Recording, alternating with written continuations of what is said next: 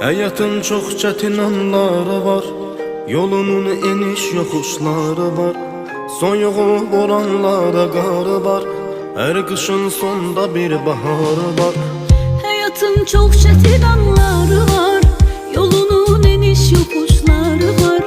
Soyuğu boranları karı var, her kışın sonda bir baharı var.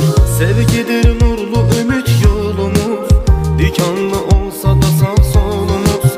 Hayat oyunundaki rolumuz, kavuşan iki aşık sonumuz.